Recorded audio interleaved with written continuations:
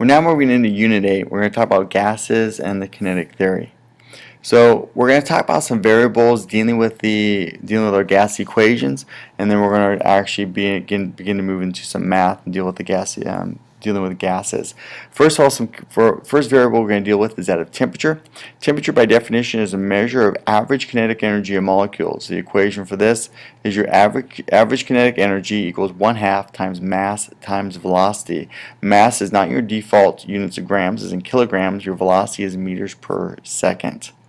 How we actually measure this is we actually work with two ways: a thermometer and a thermistor. Thermometer is just our normal; it's by way of expansion, thermal expansion, and we'll use two center portions for an actual thermometer. In the hospital we use mercury, but it's toxic, so you don't buy mercury-filled thermometers anymore.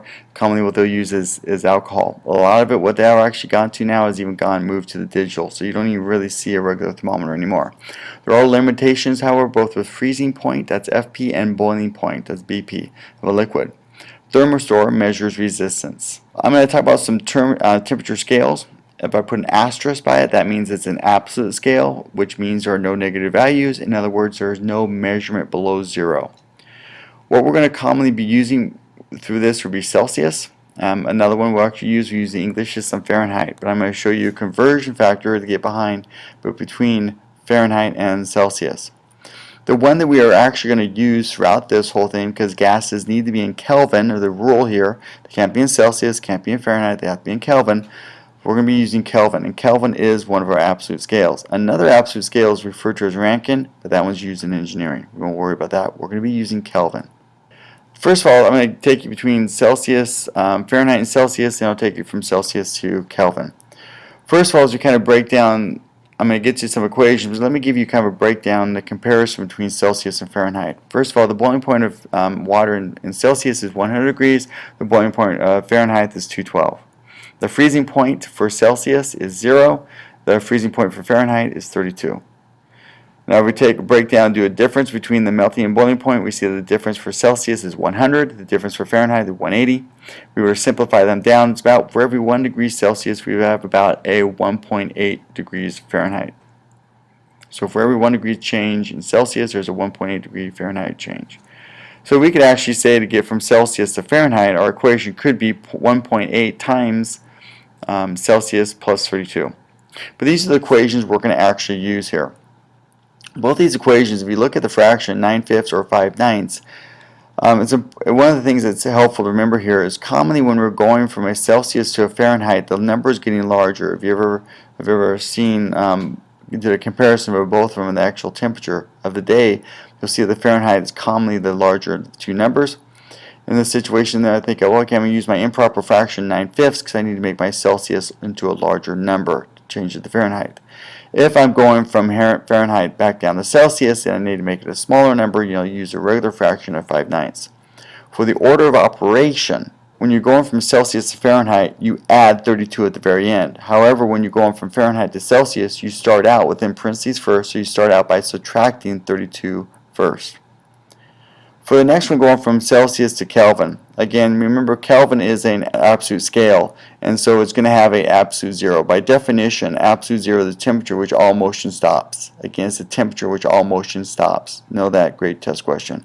Absolute 0, then 0 Kelvin being an absolute scale. It doesn't go below 0, it's 0 Kelvin is as low as you can go temperature-wise, which is equivalent to negative 273 Kelvin. So here's your conversion factor. Put a star by this one. You're going to use it over and over again. You won't even have to think about it after this. If I give you Celsius, and remember all of your temperatures must be in Kelvin when you do a calculation for gases, you're just going to add 273.15. And you have to use your addition and subtraction rule. And you're looking at the least number of digits to the right of the decimal. Good job. So we actually have some practice here. We're going to obviously go through this practice really quick because we've already did that in class. So dealing with pressure. Pressure, again, is force divided by area. We can simplify it down to F divided by A. And so three variables involved with pressure, area, and force. The relationship between area and pressure, as area decreases, pressure will actually increase. And so they have an inverse relationship. And we did this in class, the same thing. If we took our area of our fist and was using the same force, push it against our hand, but then we decrease the area to the tip of the pencil or the pen using the same force, we realize that the pressure increased very quickly. The relationship between force and pressure, however, is directly related. Some units used for this pressure, again, the English system, we use force divided by area. The metric system is newtons divided by meter squared. Know that loves to show up on the test. Circle that, newtons divided by meter squared, which is equivalent to a Pascal. Now, a Pascal is very, very small, so we don't use a Pascal. We'll use a kilopascal. Remember, kilo is 1,000, so 1,000 pascals. Know these possible units. PSI is pounds per square inch. Your tire pressure will be in PSI, pounds per square inch. HChem refers to atmospheres. When you ever see an mm, that's millimeters, and then whatever. So millimeters mercury. MB is millibars. Torr is named after the Evangelista Torricelli, who discovered this pressure, but it's equivalent to millimeters mercury. So torr and millimeters mercury are numerically the same. We could also not only have millimeters mercury, but we could also have inches of mercury. And why we're talking about mercury is because we'll see in a second in our barometer we actually use mercury.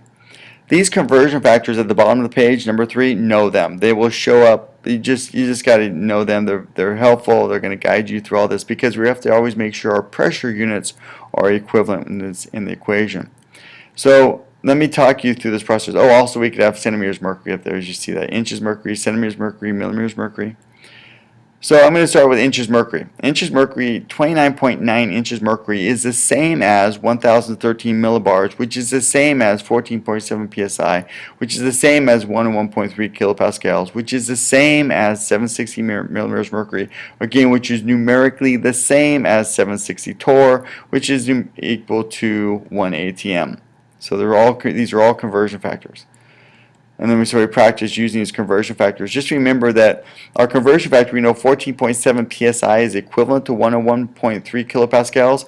I could put kilopascals or psi over kilopascals. It does not affect the value of the ratio. But the only reason why we put kilopascals over psi is because we want our psi to cancel out. So just remember that. Units must cancel out to move forward. We just multiply across and simply divide in 3 sig figs. Millimeters mercury and torr are numerically the same. Also, again, remember our sig fig rules here. So 1 atm equal to 760 millimeters mercury. Millimeters mercury cancel out. I'm just simply dividing there. So 0.9454. So how do we measure pressure? We actually use a device referred to as the barometer to measure atmospheric pressure. And then you have a pool down, and that the liquid in the pool is actually mercury. And as the atmosphere pushes down on that mercury, it will actually climb up the tube. And so again, the movement is going up the tube. So as we push down, as the atmosphere pushes down, it causes the mercury to climb up the tube. As the atmospheric pressure decreases, what then is the mercury actually will move back down the tube, and we measure it, and this would be centimeters mercury is how we would be actually measuring the actual process there. But this is our barometer, and this is actually how it works. To measure unknown gases, we use a manometer. And we have 2 types of manometers, a closed tube or an open tube manometer. And I'll show you these pictures right here. So we see our gas in the green, and then we're going to be measuring the actual height. When the gas, there would be a valve.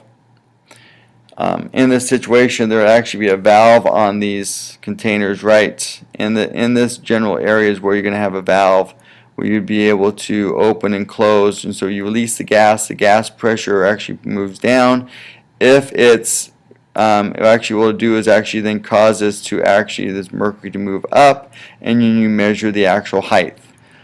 If it's an open tube, we have this situation up here, we have an open tube, then the gas is also fighting against the pressure of the atmosphere as well. Not just a vacuum, but now we have to account for the atmospheric pressure, and the reason we have to account for it, that varies. The vacuum is a set value, but the atmospheric pressure is going to vary based upon the actual day and the actual weather of that day. So this is an open tube, and this is a closed tube. So again, mathematically, we'll use, for the closed tube, we'll use pressure of the unknown gas is equal to the height of the gas. With the open tube, what we're going to have to use, we have two situations, and all based upon the atmospheric pressure and the relationship between the atmospheric pressure and the gas. If the gas is greater than, the pressure of the gas is greater than the atmosphere and causes the actual mercury to move up in the tube, in that situation, then we would say that the equation used would be the pressure of the gas equals the pressure of the atmosphere plus the height of the gas. If the pressure of the unknown gas is less than the pressure of the atmosphere, so now it actually, when you release the pressure of the atmosphere becomes dominant and pushes the mercury the other way, then the equation is the pressure of the gas equals the pressure of the atmosphere minus the height. Atmospheric pressure. So again, with this, we've gone through this in our notes. So atmospheric pressure, again, by definition, is the pressure exerted by the atmosphere due to collisions, circle collisions. We're talking about this pressure is created by collisions of gas particles on any surface. Now, what keeps the atmosphere or the air molecules from flying off into space? That is the influence of gravity. Now, very, very important to know this. This will come into play even later on. In the mountains, there is less particles, therefore fewer collisions, therefore lower atmospheric pressure. At sea level, there are more particles, therefore a higher atmospheric pressure. Now, the average atmospheric pressure at sea level is 14.7 psi. This means the mass of the column of air for every 1 square inch of the Earth, the 14.7 pounds are actually pushing down on you. And this is, again, atmospheric pressure. Standard temperature, STP, know it. Standard temperature and pressure is what it refers to. Standard temperature is always means 0 Celsius or 273 Kelvin, and the standard pressure would be referred to as 1 atm and 760 mercury.